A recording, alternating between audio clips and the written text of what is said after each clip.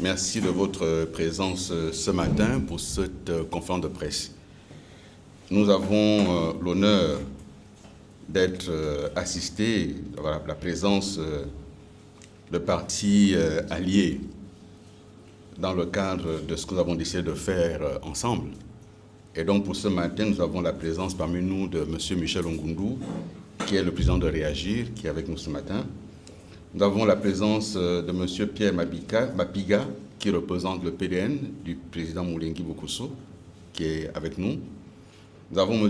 Richard Ngazino, qui représente le PSE du président Francis Obam, et M. Daniel Bouka, qui représente le PGP du président Benoît Mouti Zamba. Nous avons souhaité nous entretenir avec vous ce matin d'un certain nombre de sujets. D'abord, nous sommes le 1er avril et cette conférence de presse est bien réelle. Ce n'est pas un poisson d'avril. Et la présence des amis des partis alliés de EPG et des partis membres du CNR, notamment Réagir, je viens de dire, PDN, PSE, PGP, nous nous retrouvons ce matin parce que, comme vous le savez, depuis un certain temps, nous avons fait le choix de mener ensemble un certain nombre d'activités. Et lorsque l'un d'entre nous est face à la presse ou mène une activité, les autres peuvent arriver en soutien. Et notre présence ici et avec les partis alliés, c'est aussi un message à l'endroit des populations gabonaises et du peuple gabonais. Un message pour leur dire n'ayez pas peur, pour leur dire gardez confiance. Il y a dans ce pays des hommes et des femmes ancrés dans une opposition franche, dans une opposition qui bâtit une alternative crédible. Et tout pays a besoin d'avoir une opposition crédible, une opposition installée et une opposition qui joue tout à fait son rôle de préparer l'alternance. Et nous œuvrons à cela. Mesdames, Messieurs de la presse, pour ce jour, nous allons aborder 4 points. 4 points qui nous paraissent importants. D'abord, 3 exigences et un point d'actualité. En ce qui concerne les exigences, nous avons un premier point. Ce premier point concerne l'amnistie. Comme vous le savez, la Constitution qui a été adoptée en décembre 2024 prévoyait qu'il y ait l'amnistie pour les auteurs du coup d'État. Une loi d'amnistie a donc été adoptée et publiée. Malheureusement, cette loi d'amnistie à ce jour ne donne pas la liste des bénéficiaires. Ce sont des personnalités gabonaises qui ont donc fait un coup d'État qu'ils ont appelé coup de libération. Ils ont libéré le Gabon, libéré le peuple gabonais, et le peuple a besoin de savoir qui sont les vrais libérateurs. Éventuellement, se montrer reconnaissant, éventuellement les décorer, mais que nous sachions qui ils sont. La liste, pour ce qui est des militaires, il s'agit de qui? Puisqu'on nous dit que les civils y ont participé aussi, pour ce qui est des civils, il s'agit de qui? C'est important parce que c'est une loi d'amnistie. Ça veut dire qu'on efface les fautes, on efface les crimes éventuels commis dans la nuit du 29 jusqu'au 1er septembre 2023. Nous ne savons pas quels sont ces crimes, mais la loi les a effacés. Mais puisque la loi les a effacés, qu'on donne au moins la liste des bénéficiaires. Pourquoi est-ce que c'est important? C'est important pour que ça ne soit pas une forme d'amnistie à la carte, qu'on distribue à des copains, à des coquins, à des consanguins pour les sortir de mauvaises situations. Qu'on sache dès à présent qui est concerné. Et que les militaires eux-mêmes se rendent compte de qui est concerné. Que demain on n'aille pas dire qu'il y avait aussi tel général qui n'était pas là, ou tel officier qui n'a pris aucun risque, ou tel civil. Et pour ce qui est des civils, jusqu'à présent on a vu que les militaires, on va aussi avoir la liste des civils qui ont participé et qui ont contribué à la libération. C'est donc la première exigence qui est pour nous une exigence de transparence et une question de responsabilité républicaine. Je rappelle que la loi est votée par le Parlement et donc elle est votée par les représentants du peuple gabonais. Elle est donc votée en notre nom, à nous tous, peuple gabonais. Et de ce point de vue, nous voulons savoir qui a bénéficié de l'amnistie et pour quelles raisons. Le deuxième point concerne les marchés publics. On nous avait promis la transparence, la bonne gouvernance. On nous a promis la fin des passe-droits. On nous a promis le retour à l'orthodoxie financière et budgétaire, avec pour corollaire le respect de la loi, notamment le Code des marchés publics. Il se trouve que, de l'aveu même des gouvernants, plus de 93% des marchés passés dans notre pays entre septembre 2023 et maintenant ont été passés de gré à gré. Le gré à gré signifie qu'on a donné à des amis, on a confié des marchés sans études préalables, sans avoir des financements sécurisés, et ces marchés ont été attribués, on estime aujourd'hui, à plusieurs milliers de milliards de francs CFA, sans appel d'offres. Le sujet, il est simple. Quels sont ces marchés? Première chose. Quelles sont ces entreprises? Les noms des entreprises, les noms des actionnaires éventuels des entreprises, les noms des vrais propriétaires des entreprises et, naturellement, l'identité des gérants. Pourquoi est-ce une exigence? D'abord parce que ça fait partie de nos lois et règlements. Nous devons savoir à qui l'État attribue les marchés, quel est le pédigré des entreprises. C'est une question de bonne gouvernance. C'est aussi une question de lutte contre la corruption, de lutte contre les malversations, de lutte contre les passe-droits et les délits d'initiés.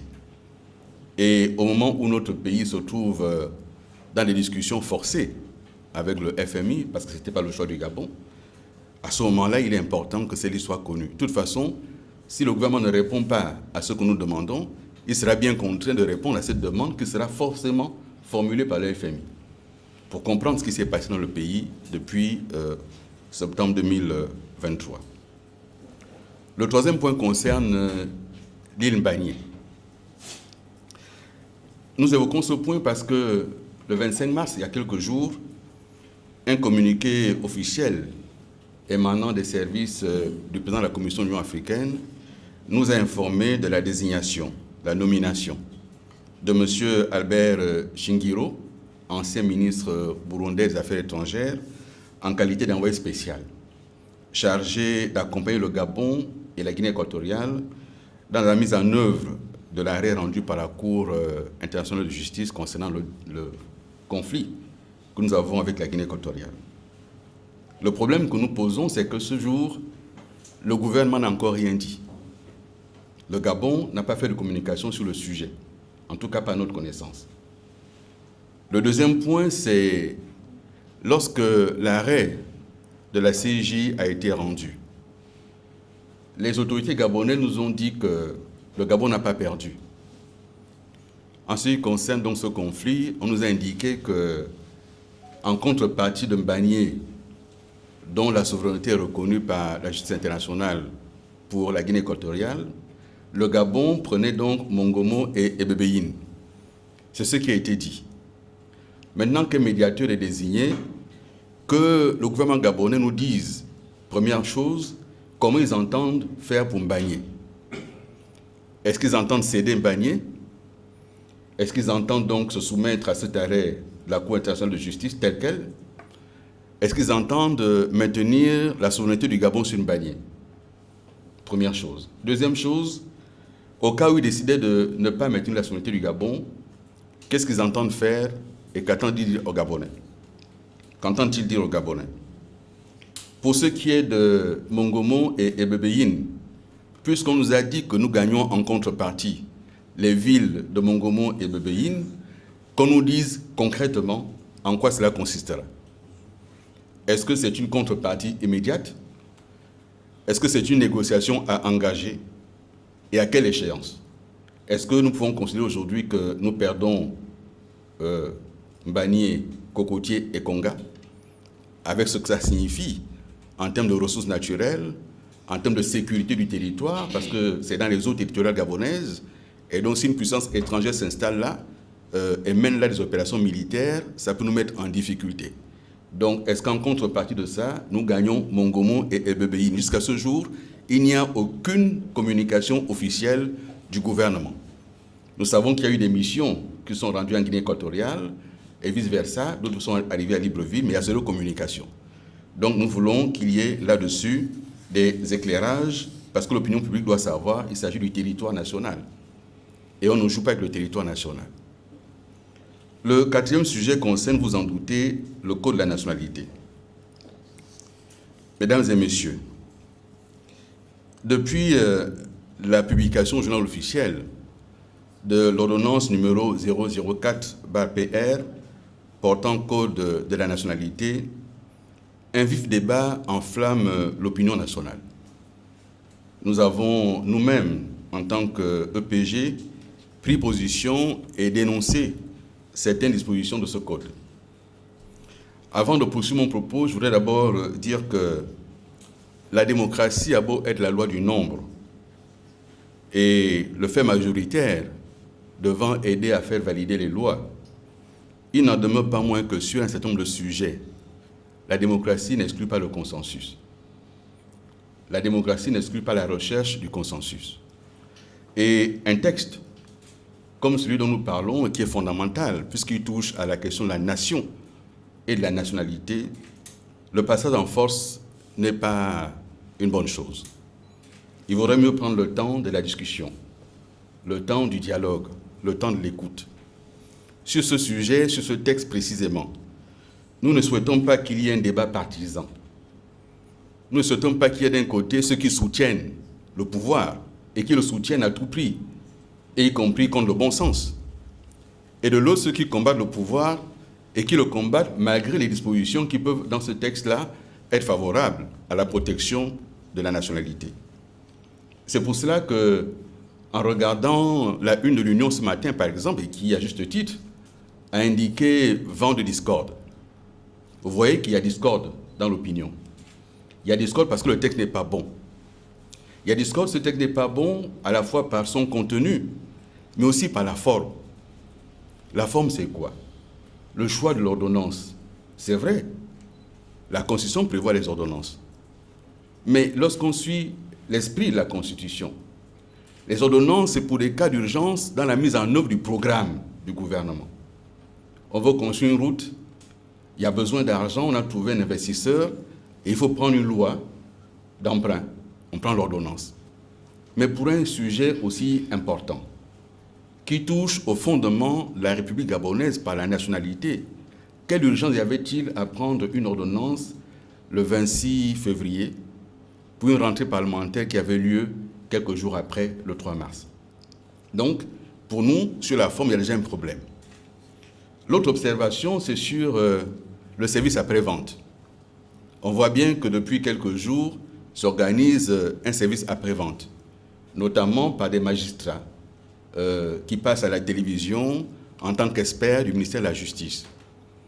Il nous faut rappeler quelques petits principes dans ce domaine.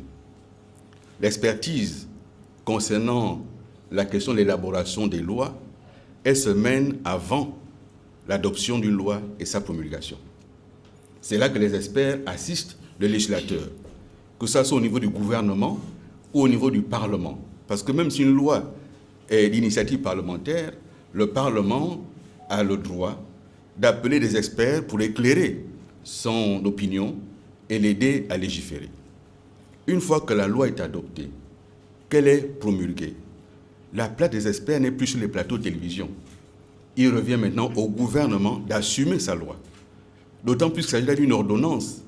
Et donc, c'est le gouvernement lui-même qui a pris l'ordonnance pendant l'intercession parlementaire. Il faut donc que maintenant le gouvernement assume sa loi et qu'il vienne expliquer aux Gabonais pourquoi cette loi. Et cette loi, aujourd'hui, elle pose problème, de multiples problèmes. D'abord, elle efface quasiment l'existant, notamment l'essentiel même de la loi de 1962, qui est le premier code de la nationalité au Gabon. Remet quasiment en cause l'essentiel de la loi de 1999, qui est la suite de celle de 62. Mais en parler comme ça n'est peut-être pas significatif. Dans le premier code de la nationalité, on disait que tous ceux qui sont gabonais le sont au même titre. Que vous le soyez par filiation directe, donc d'origine, que vous le soyez par d'autres manières, une fois devenu gabonais, vous l'êtes au même titre. Or, le code actuel, tout en reprenant certains aspects, crée des catégories de Gabonais. Il y a des Gabonais qui ont droit à certaines choses, et il y a des Gabonais qui ont droit à d'autres choses. Il y a des Gabonais qui peuvent tout faire, être militaires, prendre des balles pour défendre la nation, mais il ne peut pas être commandant ou directeur des opérations. Mais il est bon Gabonais pour prendre des balles, mais il n'est pas bon Gabonais pour diriger les opérations. Donc, dans le corps de l'armée, vous créez donc différentes catégories de Gabonais. Chez les magistrats, vous pouvez donc avoir un Gabonais brillant dans la faculté de droit et sciences économiques. En faculté de droit, il est brillant, mais il ne pourra pas être magistrat parce que ce n'est pas un bon Gabonais. Il n'est pas Gabonais au sens où cette loi l'entendrait. Et on entend dire qu'il faut protéger certaines fonctions, certains métiers, certaines professions. Mais ceux qui vont à Dubaï, ils n'ont quand même pas ramené de Dubaï que les baies vitrées. Il faut quand même aller à Dubaï et voir d'autres choses. Et que Dubaï, c'est à peu près 3 millions d'habitants aujourd'hui, dont à peu près 800 000 qui peuvent être considérés comme autochtones. Mais les emplois à Dubaï de magistrats, qui est magistrat à Dubaï? Ils sont égyptiens, ils sont soudanais. C'est ça, les magistrats à Dubaï. Est-ce qu'il y a une façon de dire la loi quand on est gabonais pur sang et une autre façon de dire la loi quand on serait moitié gabonais ou moitié mauvais sang? Il faut donc dans ce sens-là raison garder et se dire que notre pays ne peut pas avoir des nationalités, une nationalité qui diffère en fonction des emplois occupés. On a déjà accepté que pour être président de la République, il y a des conditions. Ça, c'est normal, dans tous les pays au monde, ça existe. Mais de là à créer dans notre pays des catégories de Gabonais, ramenons ça à une famille. Père et mère gabonais, ils adoptent un enfant. Et parce qu'ils ont eux-mêmes déjà fait un enfant, ils adoptent un autre, adoption plénière. Ces deux enfants qui grandissent dans la même famille, veulent faire les mêmes études, les font. Et puis arriver à un moment de leur vie, choisir des métiers. À l'un, on va dire, ça tu peux, mais ça tu ne peux pas. Ah, mais papa, pourquoi je ne peux pas? Que dit le père? Il faut ramener ça à des exemples concrets. Vous avez deux enfants, voilà, avec votre épouse, vous faites un enfant, et puis vous adoptez un autre. Mais dans leur parcours professionnel, l'État va dire, toi tu es un bon Gabonais, et toi tu es un mauvais Gabonais. Ramenons ça dans le cas concret d'une famille. Ça serait comment? Et donc, quand on veut toucher à des lois, c'est pour les améliorer. Ce n'est pas pour créer des difficultés supplémentaires. L'autre point, et on va parler dans tous les détails, l'autre point qui crispe énormément, c'est de donner la capacité au chef de l'État de retirer la nationalité à un Gabonais selon son bon vouloir. On a beau l'habiller comme on veut, le fait, il est là. L'interprétation de ce qu'on appellerait ici un acte subversif appartient à celui qui va en juger. Et le fait même de retirer cette prérogative du retrait de la nationalité au juge et de la transférer à la discrétion du chef de l'État montre bien qu'il y a un objectif qui est recherché. Et cet objectif, c'est de punir les Gabonais qui oseraient aller à l'encontre des choix qui sont faits par l'exécutif. Et tout le monde dit, ah mais non, on ne peut pas faire ça. Mais si, c'est ce qui est écrit. Si on avait voulu écrire autrement, en faisant en sorte que le Gabonais, comme eux-mêmes disent de souche, ne soit pas concerné, on aurait pu dire celui qui a acquis la nationalité gabonaise, celui qui a été naturalisé gabonais. Mais ils ont dit le détenteur de la nationalité. Ça concerne tous les Gabonais. Et pour l'histoire, parce que c'est important lorsqu'on avance de convoquer l'histoire. Nous sommes des partis politiques, nous sommes des acteurs politiques, et nous sommes amenés, même en tant que citoyens, à défendre la Constitution. C'est écrit noir sur blanc, défendre la Constitution, défendre notre pays. Si l'exécutif actuel était amené à prendre une décision que nous estimons contraire aux intérêts de la nation, que reste-t-il à faire? Se soumettre, accepter ou combattre? Si on combat cette décision, on sera qualifié de dissident, de subversif. Et donc on met entre les mains de l'exécutif le pouvoir d'enlever la nationalité, et c'est une autre façon de faire taire les uns et les autres. Et regardez comment cela fonctionne. D'un côté, il y a eu les velléités de rétablir la peine de mort. La peine de mort, c'est donner le droit à l'État d'ôter la vie à quelqu'un. Mais retirer la nationalité, c'est une autre façon d'ôter la vie à quelqu'un. Ôter la vie civique, la vie politique, la vie sociale. Si vous n'êtes plus gabonais, vous n'avez plus droit à rien, pas d'identité, rien du tout, vous êtes apatride. Et donc notre pays, par cette disposition, prend le risque de créer des apatrides. Et on tente de nous dire, non, ce n'est pas possible, il y a des conventions internationales, mais qui les respecte? Si quelqu'un respectait le droit et les conventions internationales, l'actuel chef de l'État n'aurait pas été candidat à l'élection, puisqu'il a fait un coup d'État. Et qu'il ait dit que les auteurs de coup d'État ne peuvent pas être candidats à l'élection qui suit le coup d'État. Donc s'il y avait respect, il n'y aurait pas eu ces candidatures. On voit bien que là, il n'y a pas eu respect des normes internationales. Et donc, c'est un danger. Et nous appelons simplement à réécrire ce code. Il n'est pas bon. Et il faut le réécrire en recherchant un consensus. Ne faisons pas de ce débat un débat partisan. Ne faisons pas de ce débat un débat pour que les uns et les autres prouvent aux dirigeants quel est leur soutien. Essayons d'apaiser le débat. Ne mettons pas en sorte qu'il y ait d'un côté les partisans de ceux qui pensent qu'on peut brader la nationalité et ceux qui veulent préserver. Nous sommes tous favorables à ce qu'il y ait des conditions claires pour la nationalité gabonaise et qu'on protège. Mais nous ne sommes pas favorables à ce qu'on crée des différences entre Gabonais d'une part. D'autre part, à ce qu'on donne en les mains de quelqu'un, l'exécutif, le pouvoir d'enlever la nationalité à quelqu'un. Nous ne sommes pas favorables. Et pour terminer, je voudrais dire ceci. Moi, je suis Gabonais de droit divin. Je le suis parce que Dieu, moi je crois en Dieu, la providence pour ceux qui y croient, a voulu que mon père, son père, mes ancêtres viennent naître dans cette terre appelée Gabon. J'aurais pu naître au Cameroun, j'aurais pu naître en Guinée équatoriale. En étant enfant, j'aurais pu être du Wollontem, je suis de l'Ogooué-Vindo. C'est par la volonté de Dieu. Mais aussi l'histoire a voulu que nous soyons Gabonais. La géographie, la culture, tout cela a voulu que nous soyons Gabonais. Nous ne pouvons pas laisser à un être humain le pouvoir de nous enlever ce que Dieu nous a donné. C'est impossible. Ce que Dieu a donné appartient à Dieu.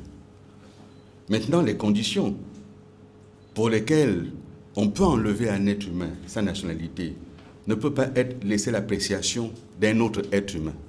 C'est la justice. Sur des cas précis, consensuellement acceptés. Si quelqu'un retourne les armes contre sa population, oui. Si quelqu'un pose un acte terroriste qui décime des civils, la population, oui. Mais si quelqu'un défend son pays, et par la défense de son pays, il est amené à poser un certain nombre d'actes, comme ça s'est vu ailleurs. Je parlais de l'histoire. J'ai dit tantôt que Pétain a retiré la nationalité à De Gaulle, parce que De Gaulle a refusé de se soumettre à l'amnistie. L'amnistie signée par Pétain. On lui a retiré la nationalité, on a confisqué ses biens. Je veux rappeler pour l'histoire que l'ANC en Afrique du Sud était un parti interdit par la loi sud-africaine. Mais il a fallu que les êtres humains se lèvent, se battent, et ils ont été célébrés des décennies plus tard comme libérateurs. Je veux rappeler que si on appliquait la loi, et c'est pour cela que les auteurs du coup d'État se sont auto-amnistiés, parce que par leur coup d'État, ils ont violé la Constitution, ils ont violé les dispositions du Code pénal, et qu'ils étaient passibles à criminels. C'est pour ça qu'ils sont auto-amnistiés. S'ils ont été libérateurs en tournant les armes contre les institutions, pourquoi la population ne se lèverait pas pour dire « nous ne sommes pas d'accord avec ce que vous faites » Pourquoi il y a menace sur l'identité de quelqu'un, sur sa nationalité, menace potentielle de contestation? Nous disons ce n'est pas possible. Et c'est pour cela que, encore une fois, recherchons le chemin du consensus. Recherchons le chemin de l'apaisement. Faisons en sorte que ce texte soit revu. Que les parlementaires aient la possibilité de revoir ce texte posément. D'appeler éventuellement des spécialistes, sociologues, anthropologues, historiens, juristes, large consultation. Éventuellement des acteurs politiques, pour qu'il y ait autour de ce texte un vrai consensus national. Ne nous précipitons pas. ne courons pas. Il n'y a aucune urgence à régler là maintenant par rapport à ce texte. En ce qui concerne les étrangers qu'on pourrait nommer, le pouvoir de nomination appartient à un. C'est à lui de choisir qui nomme, qui ne nomme pas. Il ne veut pas nommer un Gabonais d'origine étrangère, ce n'est pas la peine de l'écrire dans le texte. Aujourd'hui, si on accepte cette disposition, ça veut dire que demain, on pourra dire qu'un Téké ne peut pas accéder à telle fonction. On écrit ça dans un texte gabonais. Qu'un Fan ne peut pas accéder à telle fonction. On écrit ça dans un texte. C'est ce que ça veut dire. À partir du moment où on peut dire qu'il y a une catégorie de Gabonais qui ne peut pas accéder à telle fonction, c'est que demain on pourra dire un Gabonais d'origine de telle province ne peut pas accéder à telle fonction. Ne faisons pas ça. C'est ça le problème de l'autochtonie qu'on a trouvé dans le texte. Aujourd'hui, la mairie de Libreville, comme les autres mairies du Gabon, il y a un système de rotation qui n'est pas écrit quelque part dans un texte, mais qui est devenu politique. Est-ce qu'on va prendre un texte pour dire au Gabon, quelqu'un d'autre ne peut pas être maire de Libreville qu'un Fan de Libreville ou un mineur de Libreville? Est-ce qu'on peut l'écrire ça dans un texte? Si on ne peut pas l'écrire, pourquoi écrire dans un texte qu'un Gabonais qui a acquis la nationalité de telle ou telle manière ne peut pas accéder à telle ou telle fonction? Voilà ce que je voulais vous dire, mesdames et messieurs. Sur ce texte-là, nous insistons. Il faut rechercher le chemin du consensus. Ne divisons pas le pays plus qu'il ne l'est aujourd'hui. Trouvons le moyen de rassembler le pays autour d'un texte qui concerne les Gabonaises et les Gabonais au-delà des questions d'appartenance politique. Merci de votre attention.